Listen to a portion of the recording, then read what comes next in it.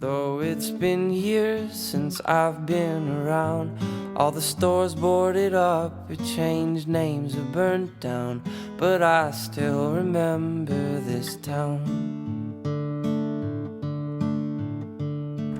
I still remember the storms. The fireplace burned just to keep our house warm. How we all felt so brave when we were misinformed, but I still remember the storms. Well, this is part 10 of our series here on how to build the kiln chamber for the wood-mizer kiln. And this is actually the last part of this series here. I meant to get this up a few weeks ago when the first load got dried, but due to some sickness I had and also a planned vacation I went on with my family, kind of got me behind just a little bit here. But I want to come out here today and finish this video series up and kind of go over the results with you that we got from the wood on the first drying charge here in the kiln, and to do a little Q&A here on some questions I've had over the past few months while doing this series and the cost of this kiln. Now, the first load that I put in here was 700 board feet of walnut and maple. And if you didn't see that video, I'm going to link the playlist to this whole entire series down in the video description below right here. So if you want to catch up, there's 9 videos leading up to this one right here. It shows you how I built this entire kiln chamber. Now the first load, like I said, was walnut and maple, all 8/4. All of it was air dried to less than 20% before I dried it in the kiln. And it took 7 days to bring those slabs down to 8%, or some of them were less than 8%. So right at a 7-day cycle to complete the drying of the lumber. Once I reached my goal of less than 8% on all the slabs, when you're dealing with 8/4 lumber, 10% or less is really ideal. If you get less than 10%, 9%, 9.5, or even right at 10, you're doing very well. So I was really happy with getting 8%, and some of them were even down to 7. But once you get to that level, your lumber is going to be pretty much as dry as it's going to get. At that time, I then closed up the vents on the kiln and the crack on the front door. I was having to crack the front door just a little bit to keep the temperature from going over 130 degrees. That's how well this kiln is insulated right here. I had no trouble reaching my target temperature during the drying phase. So once everything was sealed back up, the vents and the door, I then went ahead and turned off the compressor, which is what's pulling all the moisture out of the air, and turned the heater back on, which is built inside of the kiln right here. Also turned on my high temperature lamps that you see on both shelves up here. At that time I drove the temperature of the kiln up to 150 degrees, which didn't take very long at all, and I held that temperature for 24 hours. And what that did was sterilize the wood. And what that does is it increases the temperature of the wood to 130 degrees by going up to 150 on the kiln. And what that does is it kills all bug larvae, insects, anything in that wood that's alive. It's going to kill everything. And you want to do that. That's called sterilization. You can do it for 24 or 48 hours. Most people I talk to do 24 hours. So once that load had completed drying, and after 48 hours I opened up the kiln and I entered it, the moisture was still at 8% and less on some of these slabs. The maple was 7%. So let me get my moisture meter out here and we'll take a reading of this walnut, even though it's been 3 weeks, I believe, since this load was dried. Now here's an example of the moisture content we was able to achieve by running this wood through the kiln. This is 8/4 black walnut, and I'm getting right at 8% here on the moisture meter. And this is a Wagner moisture meter, and it's pinless, so you don't have to drive any pins down in the wood. As you see, the back of it here is flat. It sends a frequency here, and it judges the wood's density, and that's how you get your reading. It's got different specifications for different species. And a wood-mizer sells these. If you're interested, they're about $350. But if you're running a sawmill and a kiln both, or either or, you really got to have one of these so you make sure you're getting the proper moisture content out of your wood. So 7.8% right there, and I'm happy with that. I'm in the mountains of Tennessee. It's a very humid environment, and anything on 8/4 less than 10% is really a win when you're drying your lumber, because 8/4 is kind of hard to get the moisture out of. So very successful here in the first drying, getting less than or equal to right at 8% on our walnut. Another common question I've received on this build is after it was done is what would you have done different on it? Would you have changed anything? There's two things I would have done different on this kiln if I had to do it over again.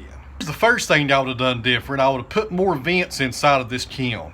This is the outtake vent, which is right here beside the door when you walk in. And the kiln comes with two of them. They're identical. There's nothing different about them, just the placement.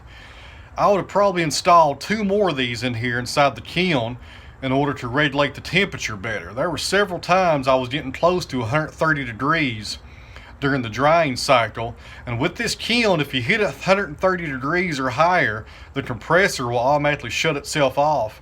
In order to turn it back on, you have to come inside the kiln, climb over your stack of lumber, take off the face plate of the actual unit, and hit the reset button.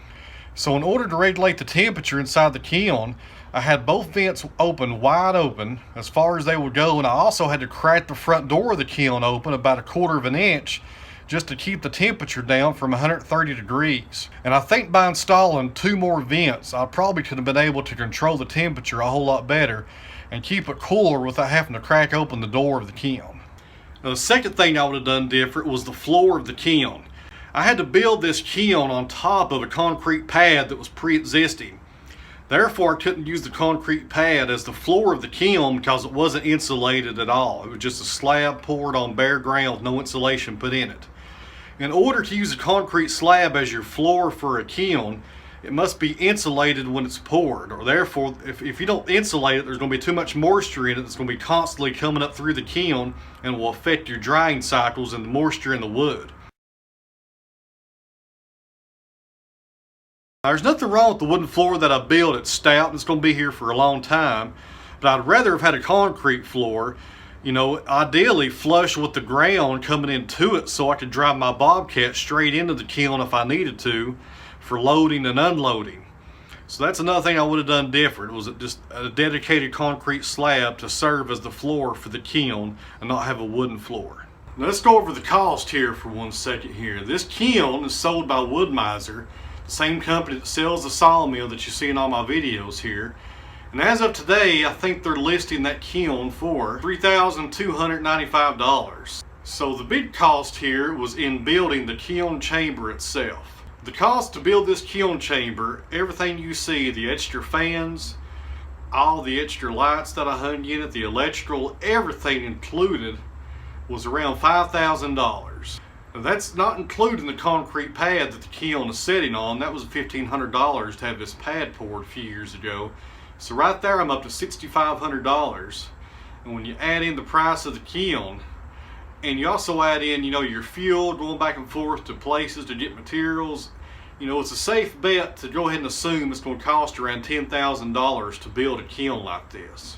So there's a lot of expenses here in the kiln and a lot of details you got to think about when you're building one of these things.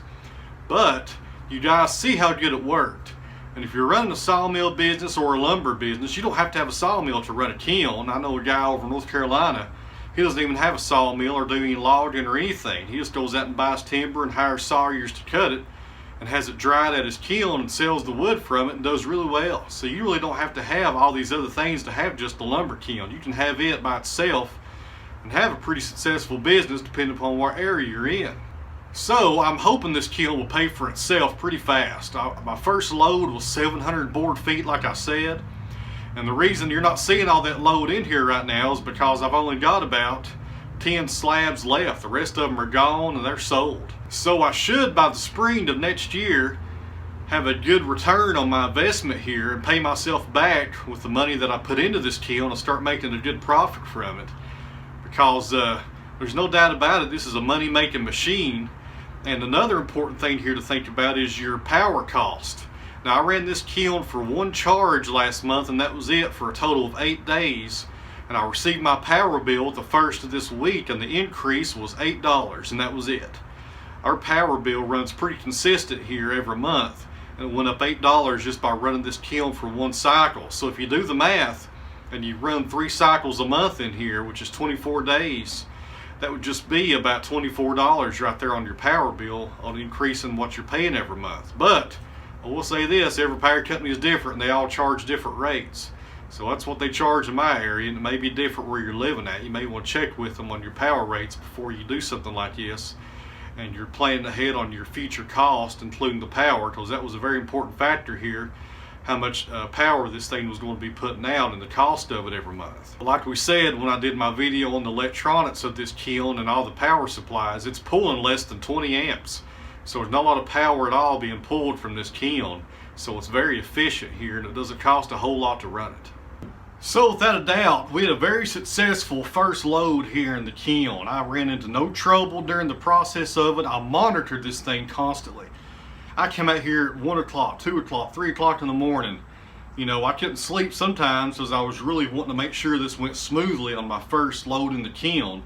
And I had no trouble. It was very easy to operate. The controls were very accurate with what was going on in here and the environment inside the kiln. And it was really just a no-brainer on how to use this thing. You only messed with the settings, I think, 3 times when changing the temperature on here and changing the fans and turning them on and off. And that was it.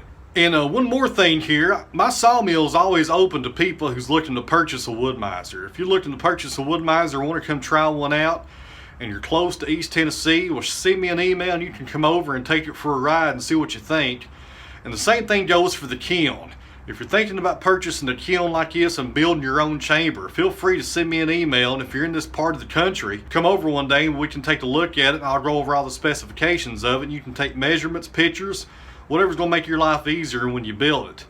And I'm also going to be an online resource here for anybody wanting to build this kiln. So if you think about building this kiln and you're needing help or you're trying to troubleshoot it, or you're already in the middle of building one, send me an email and I'll try to help you the best I can. Also, in closing here, I want to thank wood-mizer for selling such a great product here with this kiln. I was really kind of intimidated when I got it, when I read the owner's manual and done a lot of research on it. But here at the very end, it's been a pretty enjoyable process learning this whole entire lumber drying system here. So I can't say it enough. I appreciate you guys showing the interest here in this series I done.